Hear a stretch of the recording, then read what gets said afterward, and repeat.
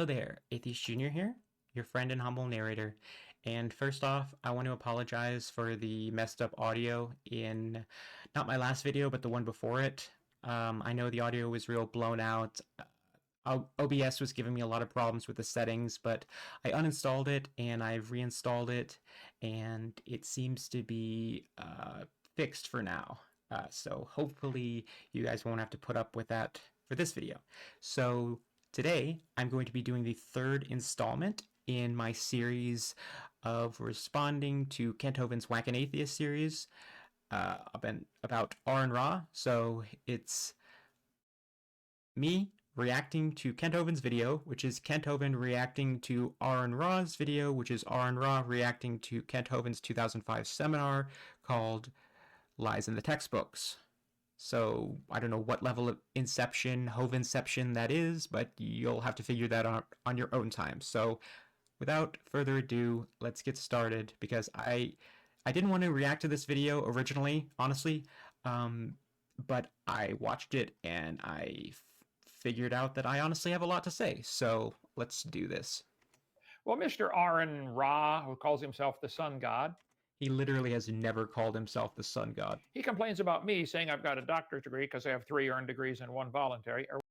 Okay, so if you have 3 earned doctor's degrees, one's apparently from Patriot Bible College, what schools are the other 2 from? Because apparently they're not from Patriot. So since those are PhD level degrees, please give us the link for the dissertations you wrote, because when you get an accredited PhD, you have to write a dissertation, which is public record. One donated to me.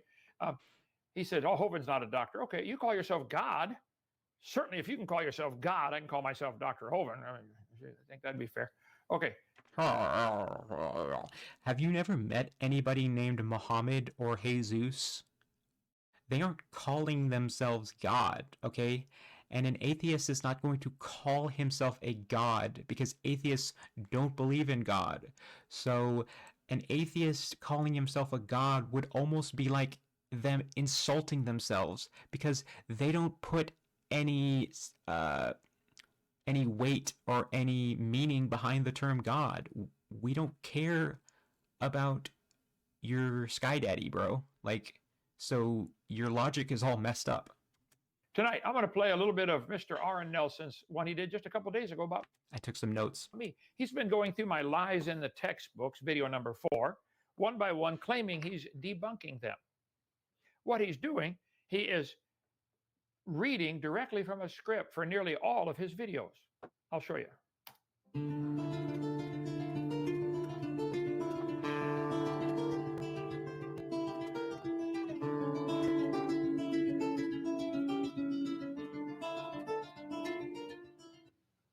This textbook says the whale has a vestigial pelvis. Many organisms retain traces of their evolutionary history. For example, the whale retains pelvic and leg bones as useless vestiges. National Center for Science Education teaches Bossy the cow evolved to blowho the whale. The cow evolved to the whale. Okay, so what this is, the image on the right, because the pictures on the left aren't actually part of this, what this is the front page of a brochure that National Center for Science Education published. You can see sort of the volume number at the bottom. And these are only a couple pages because I've actually seen this one.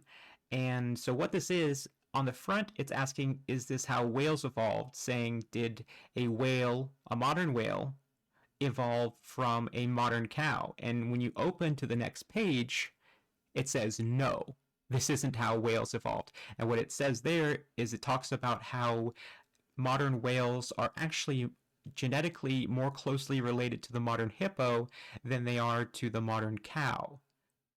So by presenting just the cover image from this brochure and saying this is what NCSE is putting forward as the truth about evolution, that's very dishonest. Okay? Very sneaky, Kent. And the evidence is the pelvis. Actually, there's a whole lot more evidence than that, as we'll see in a moment. But whales did not evolve from cows. It's unfortunate that if Aron, that's what they just said. Bossy to blowhole. Call the National Center for Science Education and tell them, would you? you don't study paleontology and taxonomy, then you're not likely to know much about either one. Then If you don't study paleontology and taxonomy, you're not likely to know much about either one. Mr. Nelson, do you believe the layers of the Earth are different ages? Do you believe if you dig down in the rocks, the lower rocks are older than the upper rocks? Do you believe that? I'm sure you do, because you believe in the geologic column, which does not exist. Aron mentioned paleontology and taxonomy, so I don't know why you're talking about the geologic column and geology. I mean, what does that have to do with what he said? Exist any place on the planet. If it all came from a dot of nothing exploding, everything's the same age. Everything, isn't it? I don't know, Kent. Are your 3 children the same age? I mean, if the universe started like 13 billion years ago or 6,000 years ago, via your logic here, isn't everything the same age? Think about it. They say the top layer's younger. I say, really, where did it come from? Outer space? Well, for one thing, yeah, I mean, asteroids have been hitting the Earth for basically its entire lifespan, and those do obviously become part of the rock layers when they break up on the Earth's surface.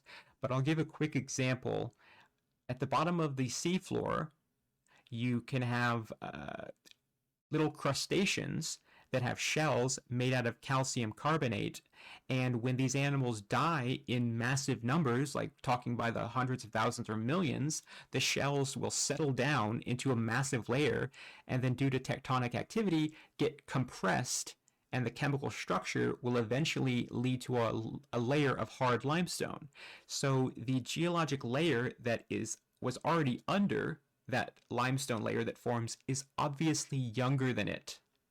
Or, I'm sorry, older. It's older than it. The limestone layer forms on top of it, so the layer under it is older, and then the limestone layer would be younger because it formed after. Oh, there's no such thing as a geologic column. There's no such thing as Cenozoic, Mesozoic, Paleozoic. I know I hurt your feelings because that's your Bible. I know. Sorry. Get my whack. Here we go. There's SpongeBob. Oh, I got the new SpongeBob that talks when you whack him. Where'd he go? Oh, here he is.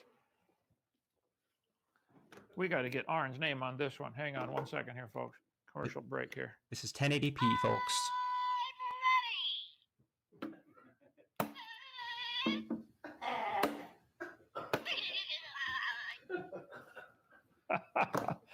I'm going to shut him up. Shut up, SpongeBob. Okay. Okay. Just imagine whales came from a cow-like animal. Okay. in a way you normally would know something about most other sciences. How do you explain to someone that the ancestor of whales was also ancestral to artiodactyls, being even-toed ungulates? So the ancestor of whales was the ancestor of the even-toed ungulates. Okay. This is imagination 101. Just imagine whales related to animals with 4 toes. Just imagine. Or 6 toes or 20 toes, any even number. Okay, got it. You take the most common example of that, something everyone knows, a cow. But that doesn't mean that whales evolved from cows or from anything like cows, because before there were whales was also before there were cows. So, So the whale and the cow have a common ancestor, which turned into either a whale or a cow. Okay, got it. Got it. No, I don't think that you got it. The common ancestor, the singular animal that's a common ancestor, doesn't turn into a singular cow and a singular whale. It doesn't turn into anything. This isn't Pokemon evolution. now you have to envision a hoofed animal. You have to envision. You got that now? Listen, boys and girls, carefully. Watch how many times he says envision or imagine. Aron, this is you, bud. Just imagine. Is it? But he's reading right from a script that he copied off the internet someplace. That would be basal to both. And trying to explain something like that to people who think that the world is only 6,000 years old means explaining a deep concept to someone whose perspective has no depth. This is a ad hominem attack, okay? Yeah, no, it's not. And we're going to be skipping this part. Only 6,000. Yeah. How about 72 billion? I'm not going to call you the sun god. I'm sorry. If you legally changed your name, tell the state of Texas, Kent Hovind said they made a mistake to let you call yourself God. Okay, well, the state of Texas would say, who the hell is Kent Hovind, and why should we care? And then they would point a gun at you through the phone. But I ain't going to do it. Okay. Before genetic sequencing, some scientists thought that whales were descended from mesonychids, hoofed predators such as no longer exist and are consequently hard to even imagine. Hard to even imagine. But you can do it. We know you can do it. Yeah, it's hard. Yeah, get ready to hear Kent Hovind say this a lot because it's going to literally be his only argument throughout this entire video.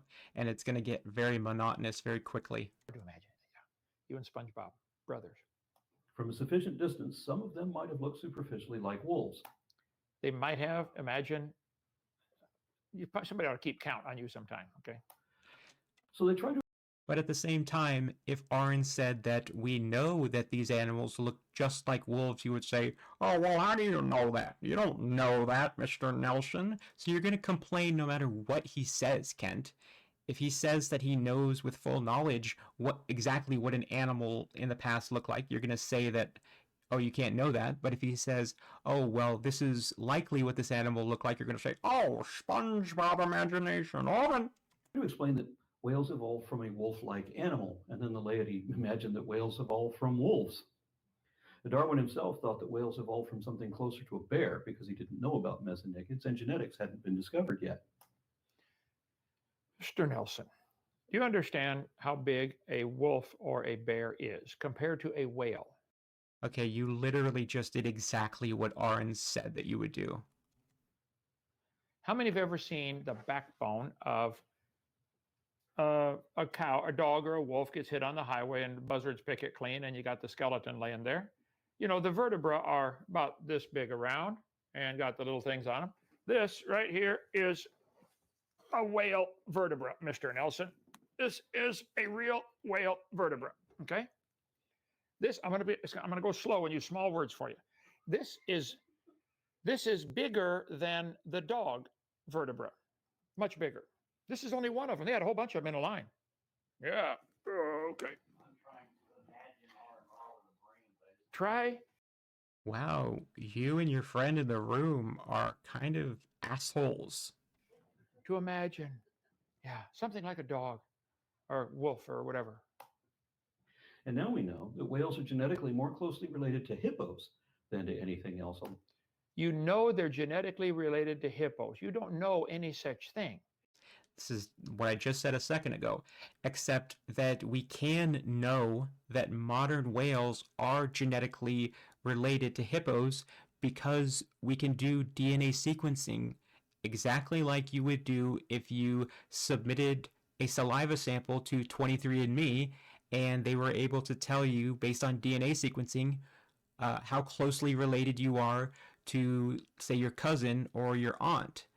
Now, I did 23andMe and it was able to tell me that I'm 14%, I share 14% of my DNA with my closest cousin, but I share less with my second cousin.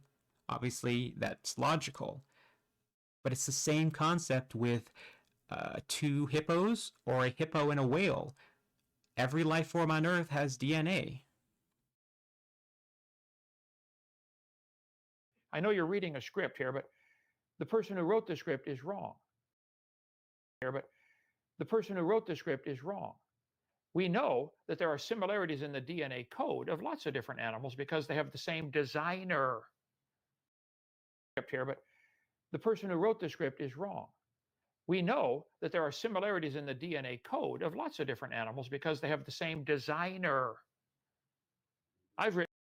Okay, so you're saying that Aron can't know that two animals have a similar DNA sequence, making them more closely related than, you see, whales and hippos are more closely related than pigs and hippos, but he can't know that, but you can know that the whale and hippo have a similar DNA sequence because they have the same designer.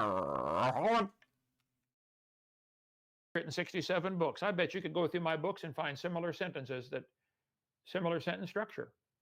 Okay, Kent, please give a list with ISBN numbers and maybe links to buy them of all 67 of the books you've written. Because by my count, you've probably written maybe 10 total, including the children's books. So it's definitely not 67. Sounds like you might be exaggerating, like you always are. Because it's the same author. Duh. Not because somebody splattered ink on the page and happened to come out that way. I think that it'd be common sense that there would be common, you have 2 bones in your wrist and the dog has 2 bones in the front of his leg.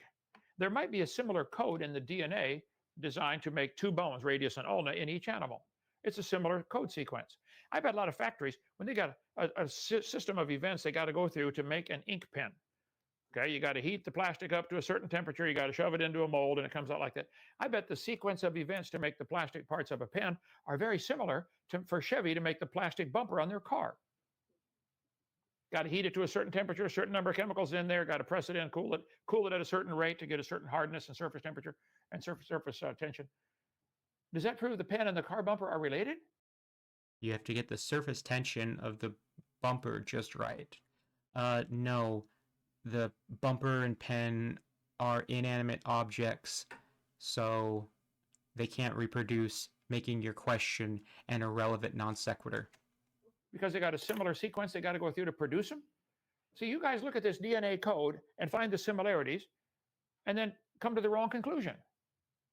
Common ancestor. No, it's a common designer. I don't know how, it's no sense trying to explain it to you, but okay. Live, and that makes it a little easier to envision. Envision. There we go. Envision, imagine. Just keep count yourself, Larry. Because the common ancestor of both whales and cows lived before the origin of ruminants. This is another imagination thing. You don't know that. See, everything lived at the same time. Everything was created in 6 days. The flood came, wiped out everything except those on the ark. This is all imagination, Mr. Nelson. The hoofed grazers with multi-chambered stomachs. So we're looking for an animal that would still have been more inclined to eat meat, and that's easier to imagine when you see it as related to a hippo. Easier to imagine when you see it related to a hippo. Yeah, you got to.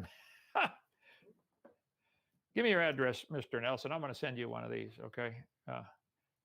Yeah, I'm sure you just want his address so you can send him a SpongeBob toy. It's not so you can give out the address during a live broadcast or, maybe, I don't know, do something malicious with it.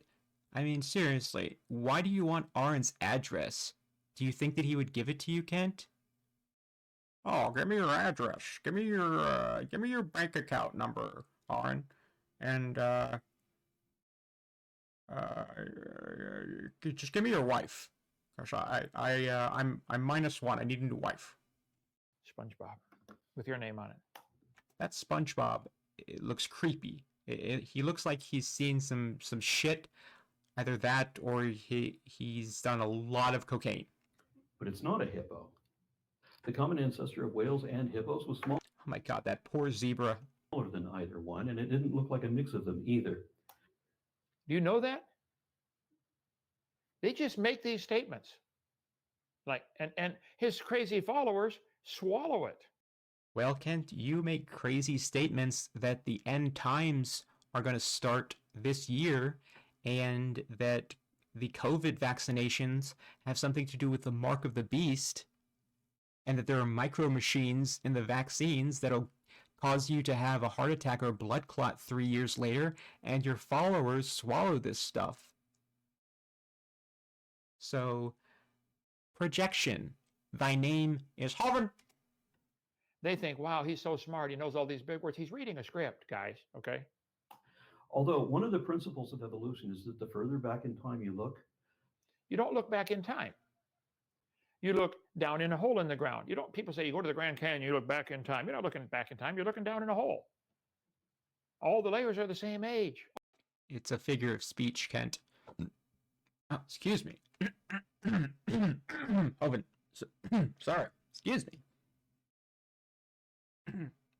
Hovind, sorry, that was a bad one. It's a figure of speech. So they're saying because you can see really a beautiful striated pattern of all the different layers that you're looking, it's like looking through the book of the history of the earth. So no, you're not just looking at a hole in the ground. All of them. See, the layers formed vertically. I mean, horizontally as the water was moving. Google experiments in stratification.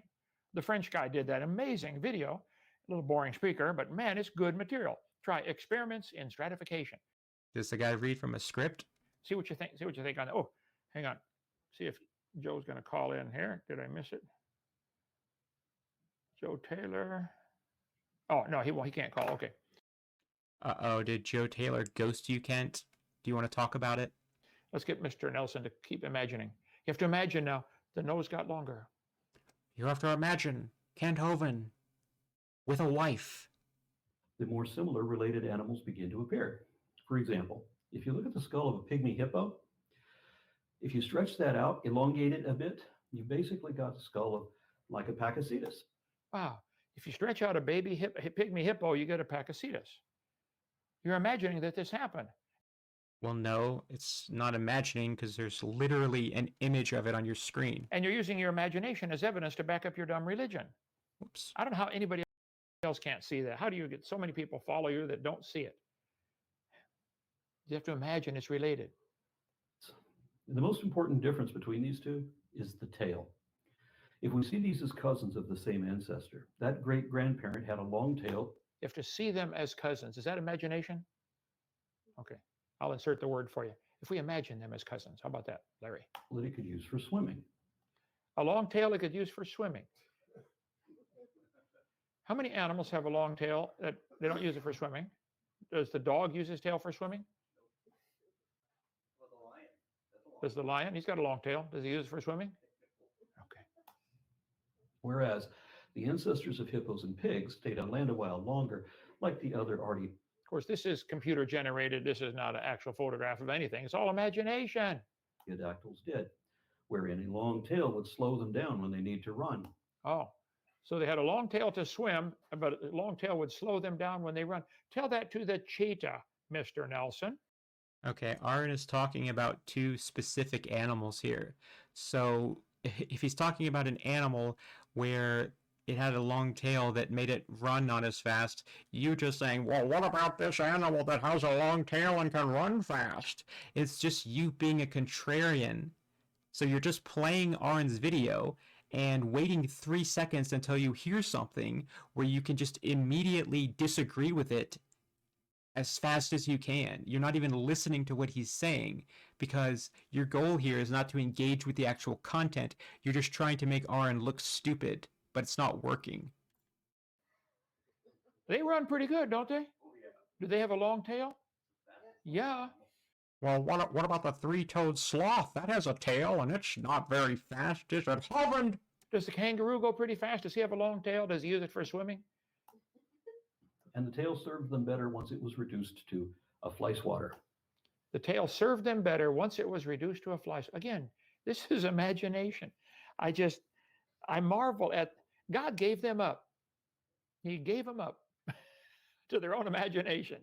Well, I'm glad that God gives up on people. God's given up on you. Now, you're fortunate, Mr. Nelson. I have not given up on you yet. I'm going to try to get you converted. Or else I'm going to stand before God's judgment and say, God, I tried everything I knew to do. What else could I have done, God? Or maybe you can hit the table harder. Maybe that'll do something. Okay. So we're looking for something before that. You're looking for something before. You're looking for something after that. Again, you are assuming that as you dig deeper in these layers, they're different ages. This is not true. The layers form horizontally with moving water. And all the layers formed in one, nearly all of them formed in one big flood in the days of Noah. Watch my video number 6. You can get my whole seminar series. So I noticed you said that the layers didn't form all during the flood. So you're clearly saying that some of the layers were already formed before the flood or that some formed after. So what I'm wondering is, does that mean that the layers that were already formed before the flood are older?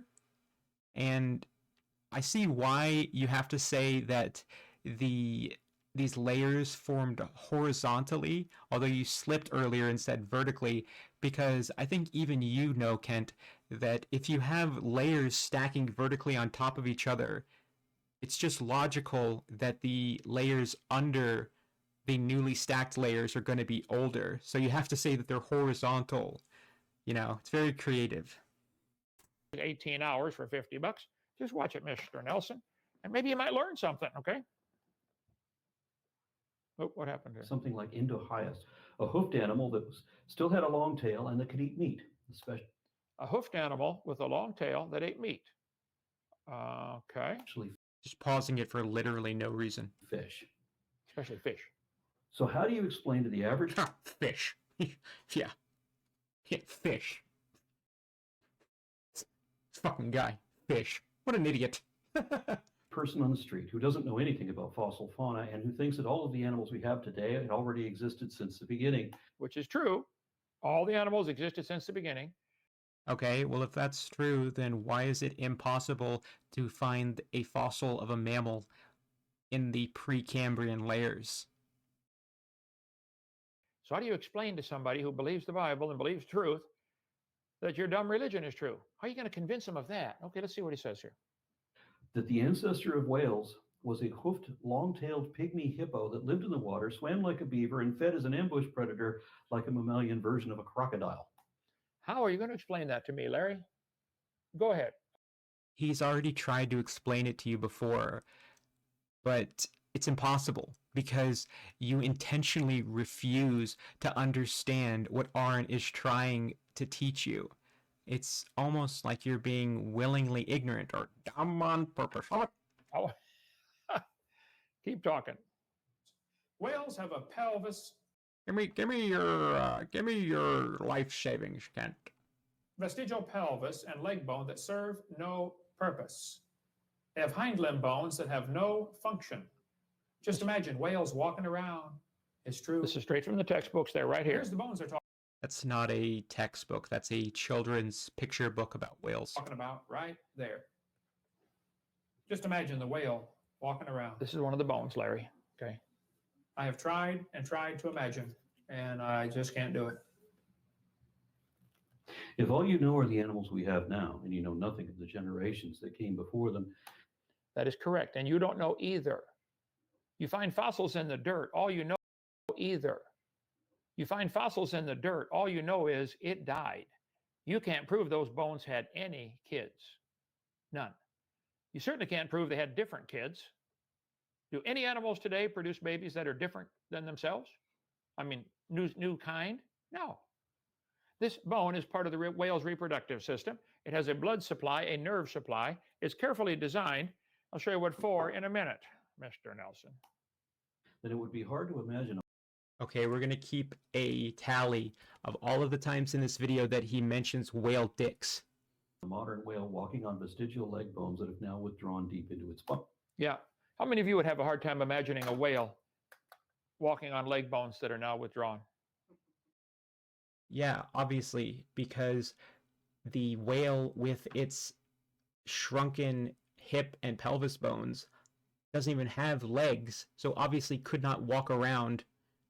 What you should be suggesting is imagining the ancestor of a whale, which would have been a four-legged land-dwelling animal that could walk around.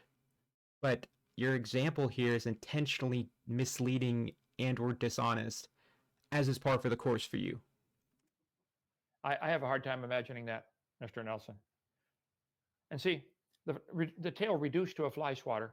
You think that long round tail that swings side to side became able to swing up and down and propel? How much do whales weigh? A bunch. Through the water, which is hard to swim. I mean, it takes a lot of energy to push through water. They do it with ease. And they jump out of the water. Their tail, I'll get to the tail in just a minute. Okay, let him finish it. body.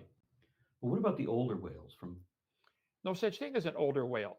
You find bones in the dirt, and you guys are putting them in this order how you think that happened.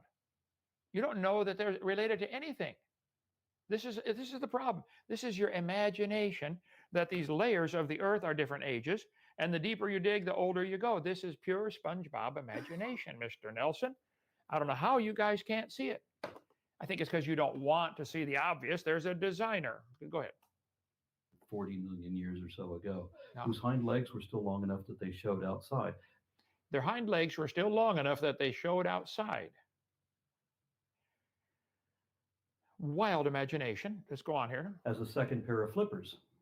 We see them on Dorudon and Basilosaurus and also on Protocetus, arguably the first actual whale. Protocetus, the first actual. Again, you are putting them in some kind of order that you want them to come in. And I'd like to point out, going from having flippers to not having flippers is losing something, not gaining something. You guys got to have all you show is examples of things that are losing. Where's the gain? Well, if you're talking about going from having legs to having streamlined flippers or fins, what the gain is that the animal is more streamlined, can move faster in the water because it's more aerodynamic. And yes, I think aerodynamic is still the correct term here, since air is still a fluid. And that one still has at least one sacral vertebrae, meaning that the pelvis is still attached to the spine, albeit just barely. Another fact in evidence. See, that's interesting, isn't it?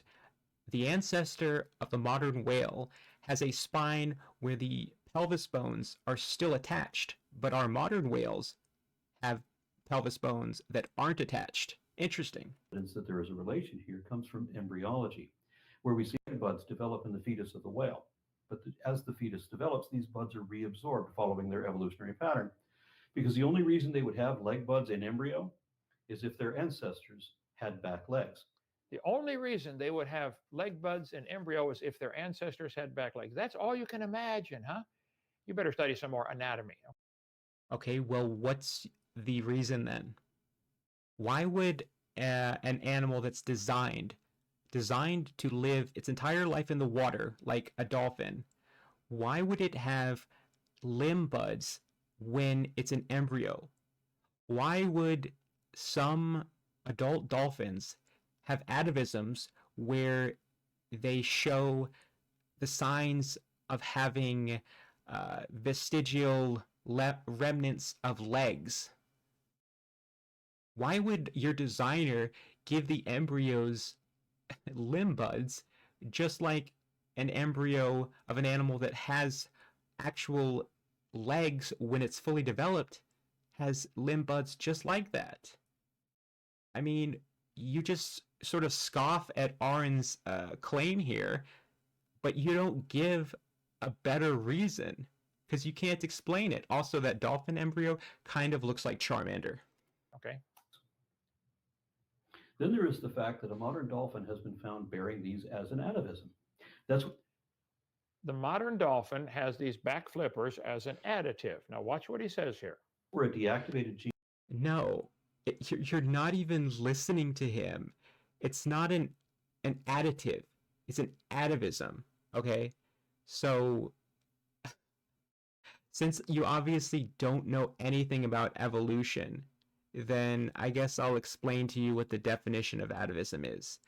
What it basically means is a genetic trait that skips over several generations and then shows up in the descendant of an ancestor that had that trait. Gene might come back on in a future generation. Oh, the little flippers at the back, it might come back on, might come back to legs someday in a future generation. Okay, just imagine. But only the last stage of it, so the revived trait is still vestigial.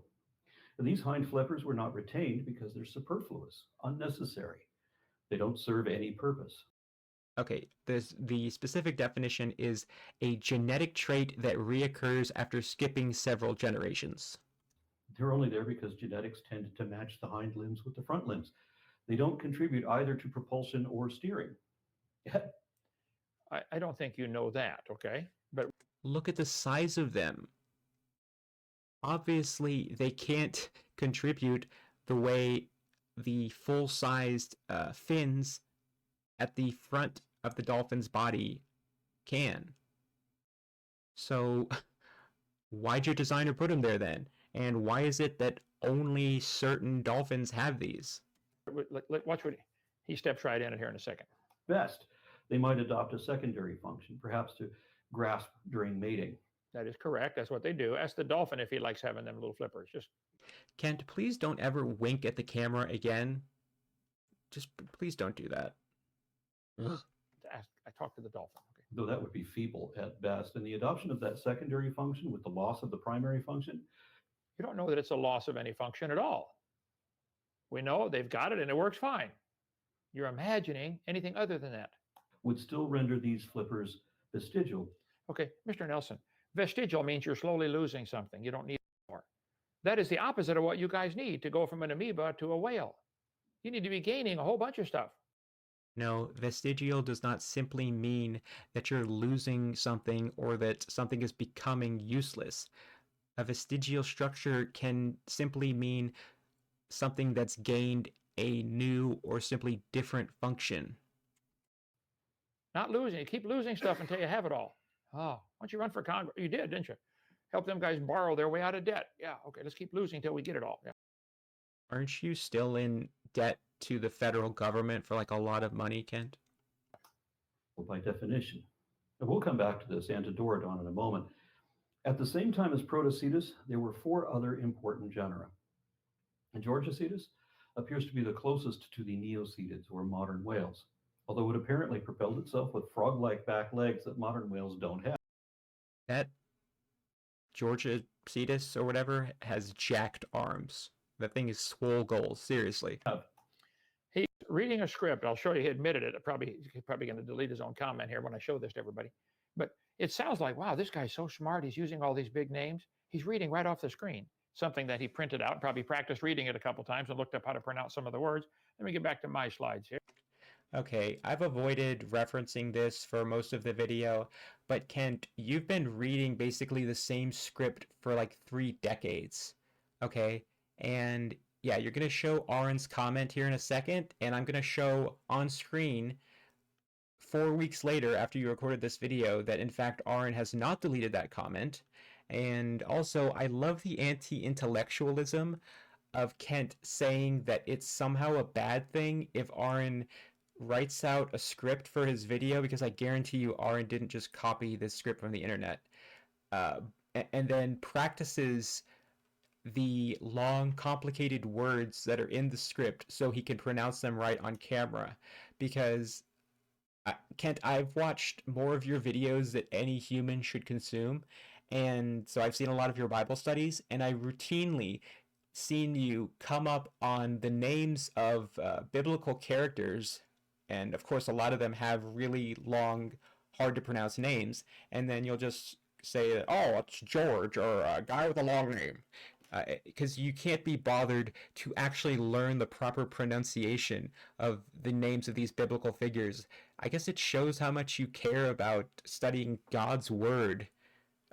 Guy who's supposed to be a minister and a pastor for 40 years. Here. Okay. Mr. Nelson, let me explain to you here, okay? Fish have strong muscles on their sides because their tail swings side to side, okay? Does the muscles that make a vertebra go up and down, that would be different muscles, wouldn't it? You're a nurse, you take muscle anatomy for the up and down movement. So there's a totally different muscular structure for up and down movement. And for mating, for the whale to do mating, it would take certain muscles that allow the up and down movement, not the side to side movement, okay? Here is a shark.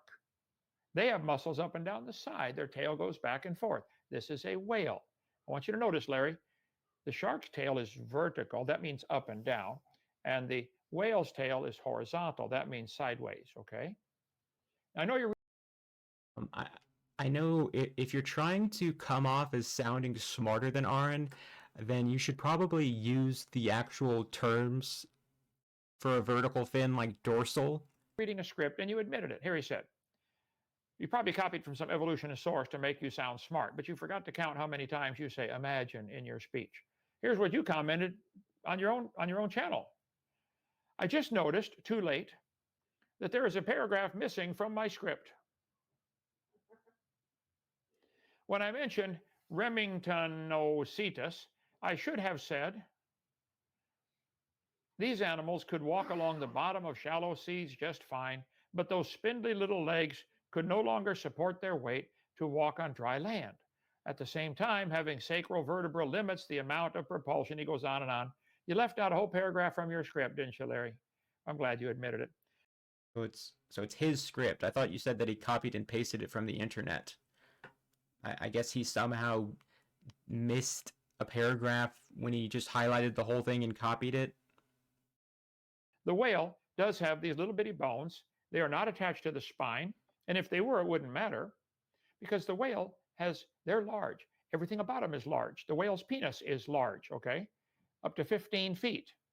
They have to mate in the water, in the dark, and with no arms, and they can't talk and say, scoot over, honey, okay? This has nothing to do with walking on land, Mr. Nelson. Let me get over to the right one here. God, take that off the screen.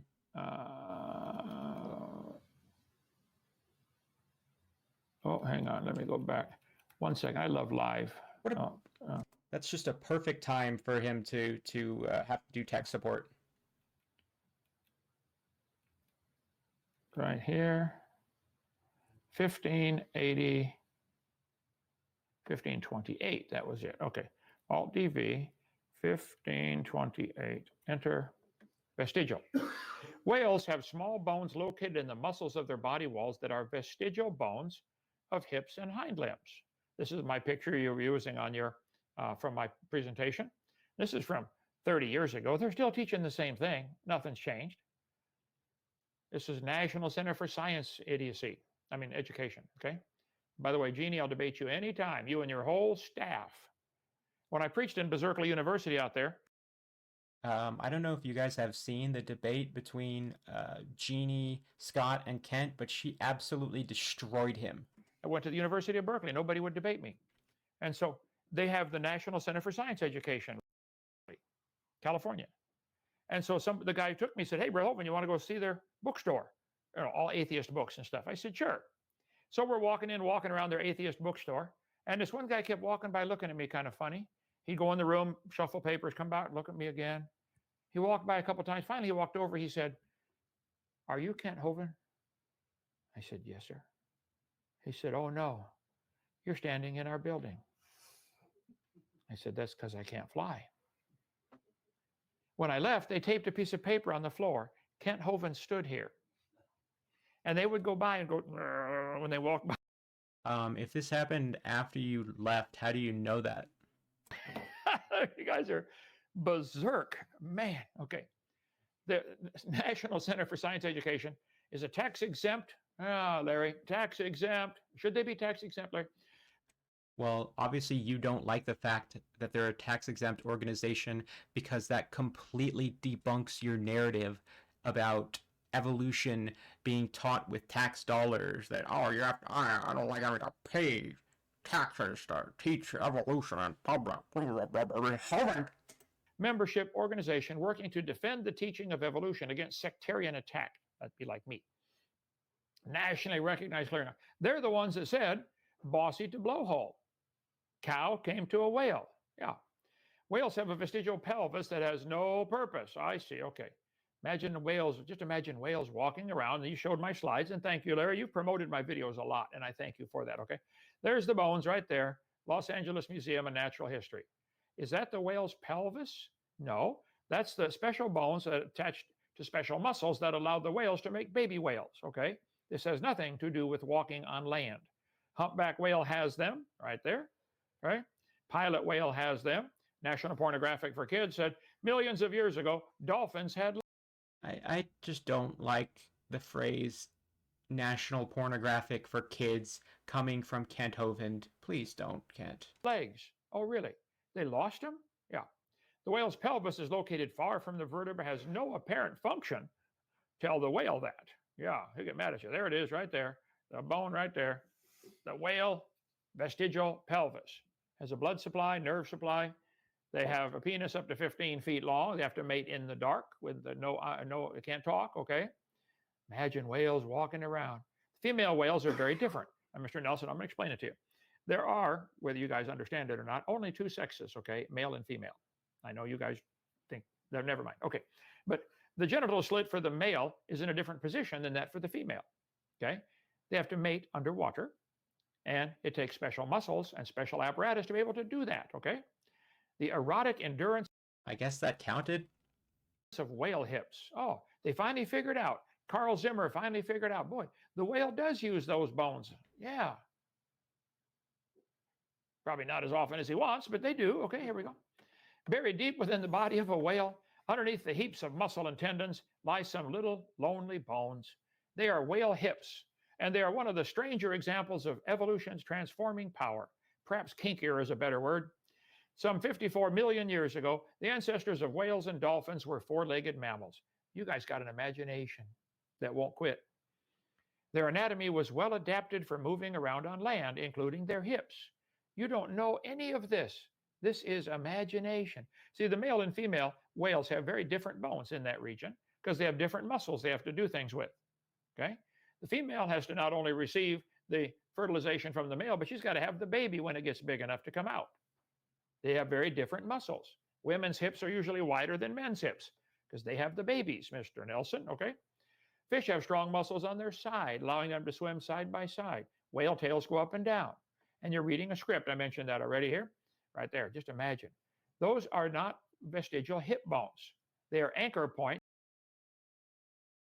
for the whale's sexual apparatus. Nothing to do with walking on land. Vestigial structures such as pelvic bones in baleen whales are evidence of evolution. Well, if vestigial structure is evidence of evolution, then you already lost the debate. Because all you have is examples of losing stuff. Vestigial structures, they lost their bones. Vestigial pelvis, okay. Whale's pelvis is evidence of its evolution from four-legged land-dwelling mammals. This is lie number 24 and number 25 in my lies in the textbook series. Oh, you mean your script? Whales and snakes have vestigial hip bones. Really? The snake has a vestigial hip bone? Look at those little vestigial pelvic bones, boys and girls. Yeah. Snakes have claws and a little tiny bone that goes up inside.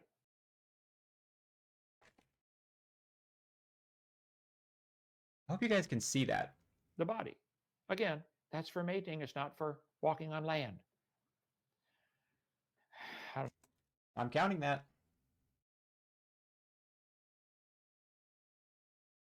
Okay.